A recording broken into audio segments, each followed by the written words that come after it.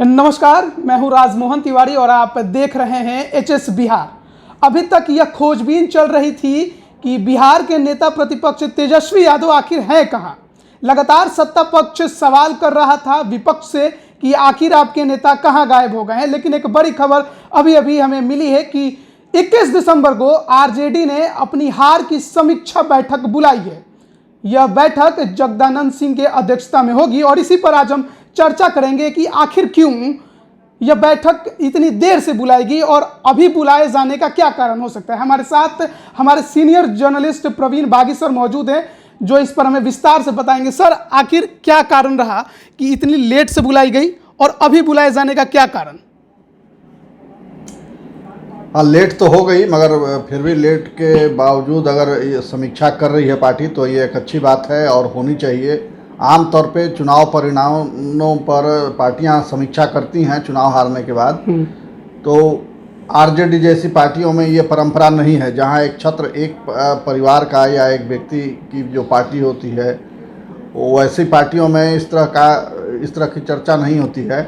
मगर ये एक प्रक्रिया है और अगर आरजेडी जैसी पार्टी इसकी शुरुआत करती है, अपना आत्मनिरीक्षण करती है, तो ये एक स्वागत योग्य कदम है और इससे पार्टी का संगठन दुरुस्त होगा। जो कमियां हैं उसकी पहचान करके उसे दूर करने की दिशा में पार्टी आगे कार्रवाई कर सकती है। तो सर, ये भी माना जाए कि तेजस्वी यादव जिस तरह से उन्होंने इस बार प्रचार में कड़ा रुख अख्तियार किया था और जिस तरह से लगातार सभाएं की थी, तो एक तो ये है कंफर्म कि बिहार को एक नेता तो मिल गया है और जिस तरह से अब वो पार्टी को आगे बढ़ाने के लिए काम कर रहे हैं उससे काफ़ी ज़्यादा आरजेडी को फ़ायदा होने वाला है आगे। हाँ बिल्कुल, पार्टी एक मजबूत छवि लेकर के आई है और काफ़ी सीटों की संख्या में उसका इजाफा हुआ है। मगर जो पार्टी की समस्या दूसरी है और उस पर पार्टी ध्यान नहीं दे रही है। ध्यान इसलिए नहीं दे रही है क्योंकि पार्टी के जो प्रमुख हैं, अभी जो एक पार्टी का फेस हैं तेजस्वी यादव, उन्हीं को लेकर के वो समस्या है। जैसा कि अभी चर्चा आपने भी देखी होगी कि रहते रहते वो अचानक गायब हो जाते हैं। किसी को पता नहीं होता कि तेजस्वी यादव कहाँ हैं, कब जाएंगे, कब आएंगे, क्या कर रहे हैं।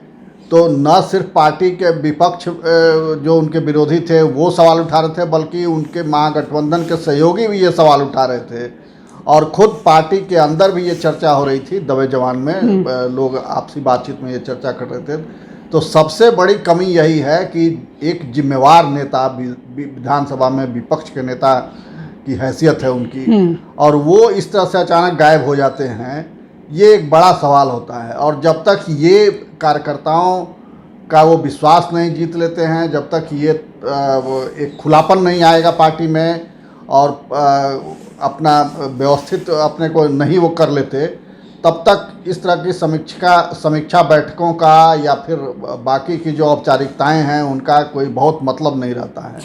सर, हाल में हमने देखा कि लोजपा के प्रमुख चिराग पासवान ने भी बैठक बुलाई थी समीक्षा की और उन्होंने सीधे सीधे अपने कार्यकर्ताओं को यह निर्देश भी दिया था कि बिहार में कभी भी चुनाव हो सकता है, इसलिए तैयार रहें। तो क्या इस समीक्षा, राजद के समीक्षा बैठक को भी इससे जोड़ के देखा जा सकता है? नहीं, उनका ये कहना तो अब किस आधार पर उन्होंने कहा कि कभी भी चुनाव हो सकता है, हमें तैयार रहना है, ऐसा तो अभी कुछ लग नहीं रहा है। अब कार्यकर्ताओं की हौसला अफजाई के लिए नेता कई बार बढ़ा चढ़ा करके बातें बोलते हैं, तो उसी तरीके से उसको देखा जाना चाहिए कि अपने कार्यकर्ताओं का हौसला बढ़ाने के लिए उन्होंने ये किया। दरअसल लोजपा की जो दुर्दशा हुई, दुर्दशा क्या कहिए कि एक सीट थी, एक या दो सीट थी पिछले विधानसभा में, इस बार वो भी शायद नहीं आई है, एकदम एक सीट है इस बार। तो उस लिहाज से तो घाटा नहीं है, मगर जो दुर्दशा हुई बाकी सांगठनिक तौर पे पार्टी की, उसके जिम्मेवार तो खुद वही हैं, चिराग पासवान ही हैं। उन्होंने जो रणनीति अपनाई कि वो एनडीए के खिलाफ, एनडीए में भाजपा के साथ हैं मगर जेडीयू के खिलाफ हैं और वो खुद एनडीए के घटक हैं। तो ऐसा तो होता नहीं है कभी। ये एक अजूबा उन्होंने प्रयोग किया और पता नहीं क्या इसके पीछे उनकी मंशा थी, क्या सोच थी। तो उसके चलते ये स्थिति आज हुई है लोजपा की, वो बिल्कुल अछूत किसी हो गई है। मगर वो दूसरी तरफ वो डोरे डाल रही है आरजेडी पर कि वो शायद महागठबंधन में जगह मिल जाए तो उधर चले जाएं। मगर महागठबंधन में भी बात बनती अभी दिख नहीं रही है, किसी ने उन्हें ऑफर नहीं दिया कि आप आइए महागठबंधन। इलेक्शन से पहले ऑफर दिया गया था, और उस समय तो होता है, उस समय तो सामने जो विरोधी खड़ा होता है उसको कमज़ोर करने के लिए तरह तरह की चालें चली जाती हैं, तो उसी का एक हिस्सा था कि उसको ऑफर दिया गया था। नीतीश कुमार को भी ऑफर आया था, कांग्रेस ने ऑफर दिया, कई लोग ऑफर देते रहते हैं, मगर ऐसे ऑफरों का बहुत महत्व नहीं होता है। तो सर जिस तरह से बिहार में 4 पहियों की सरकार है, तो ऐसा नहीं हो सकता कि कभी एक पहिया खिसक जाए? नहीं, ये हो सकता है, ये तो है, मगर कोई उसकी ठोस वजह होनी चाहिए। अभी कोई ठोस वजह वैसी नज़र नहीं आती। अभी सरकार बन ही है, अभी तो विस्तार होना बाकी है सरकार का, मंत्रिमंडल में सीटें खाली हैं, अभी ठीक से सरकार ने काम करना भी शुरू नहीं किया है, तो अभी कोई वजह ऐसी नहीं दिखती है कि तुरंत सरकार गिर जाएगी और तुरंत चुनाव हो जाएगा। बिहार के चुनाव में इस बार आरजेडी का स्ट्राइक रेट 50% से बेहतर, मतलब ज़्यादा रहा, कांग्रेस का सबसे घटिया रहा। कांग्रेस की तरफ से अभी तक ऐसी कोई समीक्षा बैठक जो कभी नहीं होती है वो नहीं हुई, आरजेडी ने अपनी बुलाई है, तो क्या कांग्रेस पर भी इस समीक्षा बैठक में विचार होगा? क्योंकि उसके वजह से ही महागठबंधन को सबसे ज़्यादा हार मिली है, हार का कारण कांग्रेस। नहीं, इसमें देखिए, ये समीक्षा बैठक जो हो रही है तो आरजेडी अपनी हार की वजहों की समीक्षा करेगी कि आरजेडी के उम्मीदवार क्यों हारे।